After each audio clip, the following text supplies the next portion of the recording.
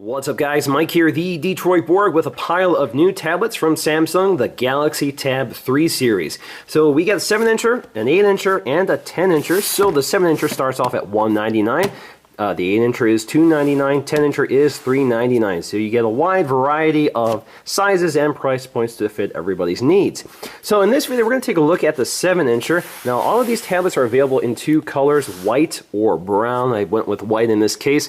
So at $199, you get a fairly low-spec 7-inch tablet. This kind of competes with things like the Nexus 7 or the Amazon Kindle Fire, and prices may come down over time. It's available in 8 or 16 gig capacities, and there's actually a version with cellular data and cellular voice complete with an earpiece.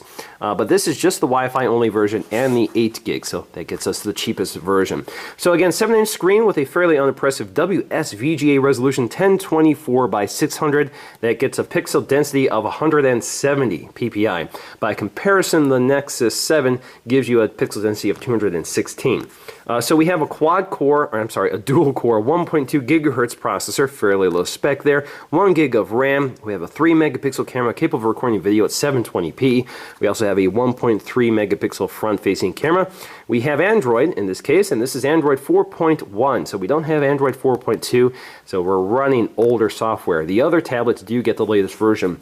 We have our 4,000 milliamp hour battery, and we do have full 1080p playback, although you can't take advantage of it on this lower resolution screen.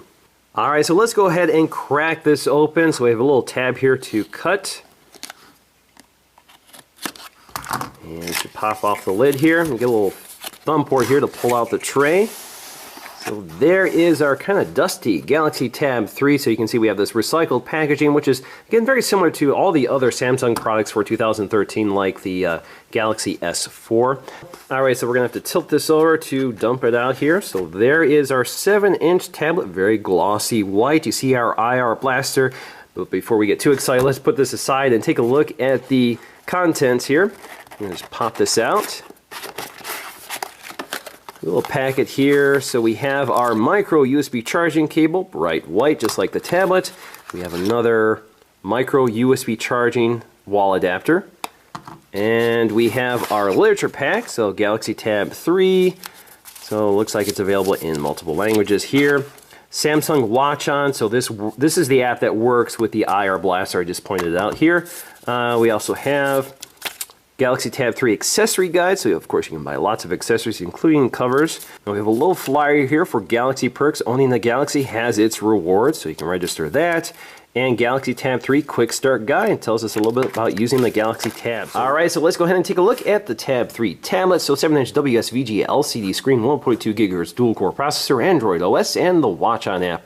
So the Watch On app basically turns this into your remote control for your home theater equipment. We also have our micro SD card slot here, which you can see right here highlighted on the packaging. So let's go ahead and start peeling off this plastic.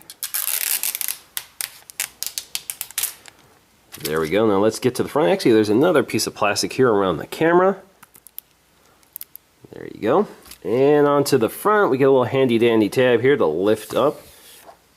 So there you go. Put that aside. Let's see if we have any other plastic along the side. Looks like we do, so let's go ahead and peel that off. Alright, so with the plastic removed, we can take a close look at the hardware. So we have that 1.3 megapixel front-facing camera next to that ambient light sensor. Samsung branding. At the bottom we'll find our home button as well as our backlit menu and back button. So as you can see, these are always visible, so they are not only visible if they're backlit, so that's kind of nice. Along the side you'll find another microphone, you'll find your sleep wake and power button as well as your volume rocker. Down here, covering by my thumb, is the IR blaster.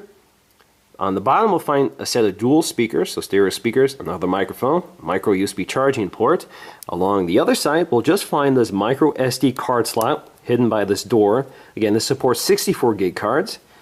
Along the top, we'll find our headphone jack. Along the bottom, we'll find that 3 megapixel autofocusing camera capable of recording video only at 720p. Now, on the fairly minor note here, the design is pretty similar to the Galaxy S4. So you have this plastic sort of metal simulated finish along the side. Along the back, we have this very glossy back panel. It does not have that grid sort of pattern like you get with the Galaxy S4. It's just a simple, clear, white finish. All right, so let's go ahead and boot this up for the first time.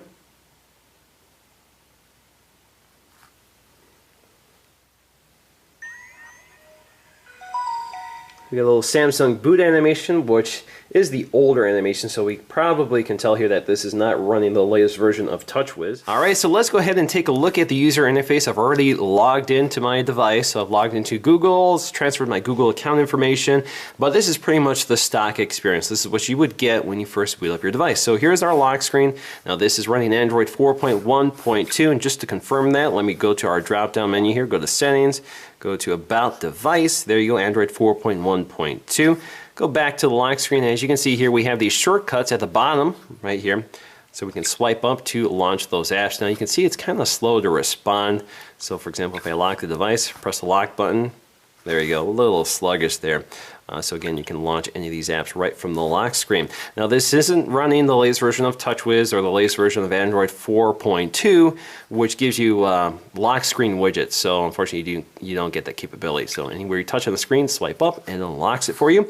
You have your drop-down menu here, complete with your familiar Samsung toggles, Wi-Fi, GPS sound, screen rotation, Bluetooth, power saving mode, blocking mode. Blocking mode is particularly useful. Basically, it turns off notifications.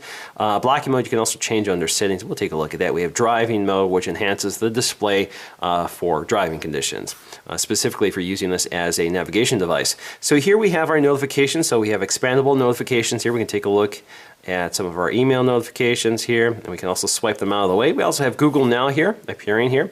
So we have Google Now integrated in this as well. Now we also have S-Voice. In order to activate S-Voice, just double tap the home button. What's the weather like in San Francisco?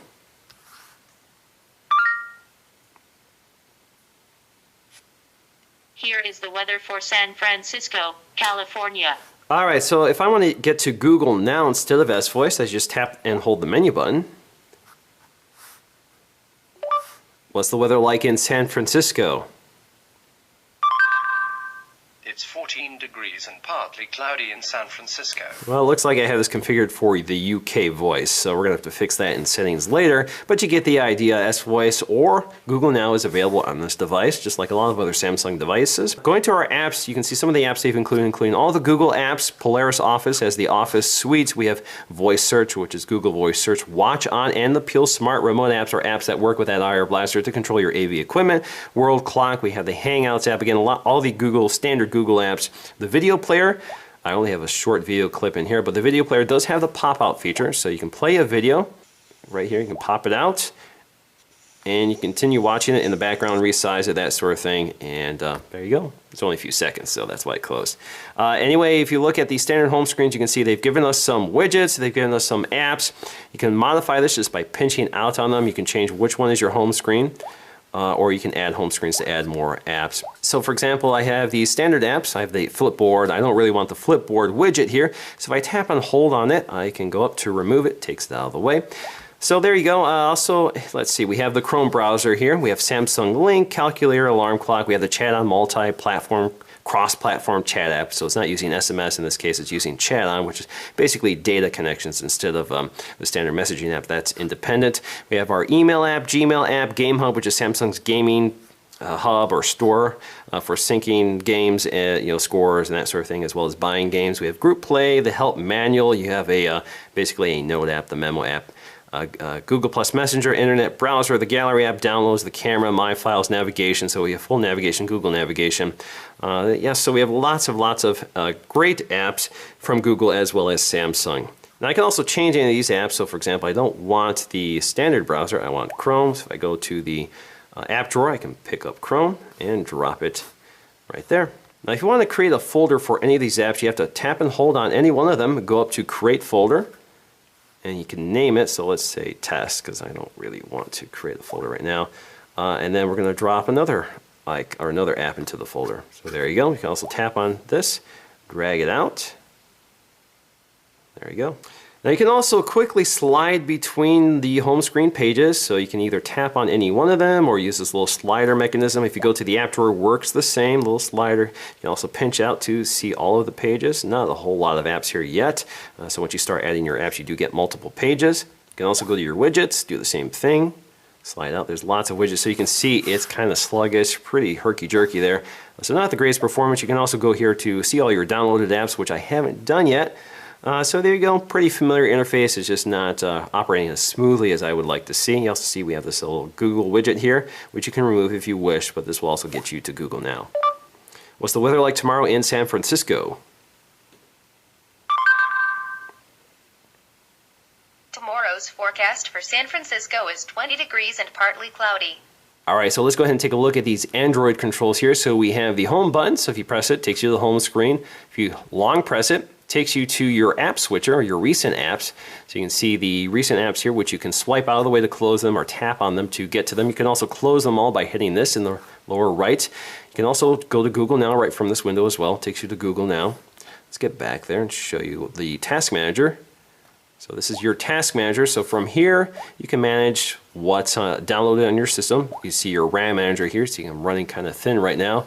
Your storage capacity, see how much storage you have left. So you can see how much storage I have left after that 8 gigs. So only 5.29 gigs are available to me after Samsung has taken its cut. Now if we bring down our settings here, go to your settings, you have lots of options here. Not as many as you get with higher spec tablets from Samsung, but you have your toggle for Wi-Fi, Bluetooth. You can also tap on these to get to your Bluetooth settings. You can see your data usage manager, go to more settings. We have your blocking mode, which I find particularly useful. So if you turn on blocking mode, it turns off notifications. You can also set a specific time for whether you want it to always be on or turned on at a certain time. So right now it's set for 9 p.m. or 9 p.m. to 7 a.m. so during the night period. You see your display options, storage, power saving modes. You can see some of the controls here. So if you want to activate power saving mode, you have granular controls over how that behaves.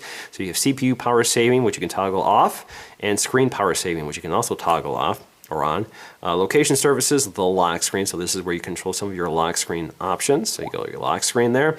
So this is where you can turn on things like your shortcuts. So if I go to my shortcuts, I can also modify them. So for example, I don't want the standard browser here. Drop that to delete, go to add, and let's get to Chrome here. So there we go. You can also add chat on or any apps you want. Now you also have your language and input, so if you want to change it to English United States or English the UK, Espanol, Francais, there you go. You have your Dropbox settings. So Dropbox is integrated here automatically out of the box. So all you have to do is log into your Dropbox account or create an account when you set it up for the first time.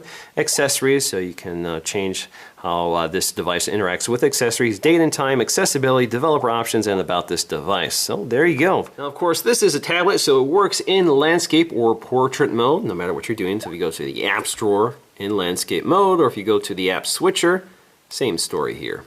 Now taking a look at the camera, this is running the older version of TouchWiz, so you don't get the new camera mode you see with the Galaxy S4 or the Note 8.0. So you can see we have our settings, quick settings along the side, so you have things like your exposure value, which you can control manually, your timer, your cameras, your filters here, so we do have filters you can pick from. You can also go to settings to get to more options. It's kind of slow there, but there you go. You can also quickly load or switch between camera mode or video mode by tapping this toggle here. So there is video mode, so you can record video. Now when you record video in this case with this camera, you can't shoot photos, but you can pause it. You can pause it, resume, stop. Now the camera takes fairly mediocre stills, and it does not appear to have autofocusing like I indicated earlier. I thought it did. So if you tap anywhere on the screen, nothing happens. It's basically fixed focus, so it's kind of infinity focus.